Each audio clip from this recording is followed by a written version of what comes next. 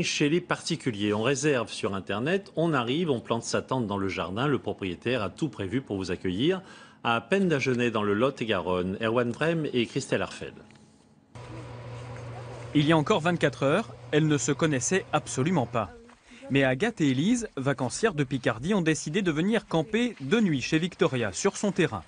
Au programme de cette fin d'après-midi, la rivière au fond du jardin pour une baignade improvisée.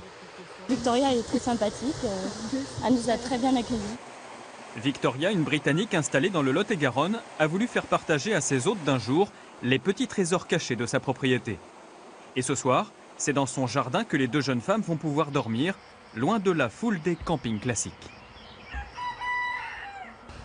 Ça change les campings traditionnels, c'est ça aussi l'avantage ici, c'est qu'on est en pleine nature. C'est plutôt sympathique comme genre de vacances. Ça change justement, c'est pas des vacances comme tout le monde. C'est un peu des vacances à la carte, on choisit où on veut aller et puis on trouve un jardin, on y va. Le camping chez l'habitant se développe en France grâce à des sites internet qui mettent en relation voyageurs et propriétaires de jardins. Le prix est libre.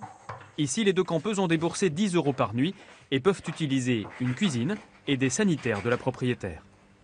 C'est agréable de recevoir des gens ici, de discuter avec eux, de rencontrer des gens de toute la France et peut-être de l'Europe entière.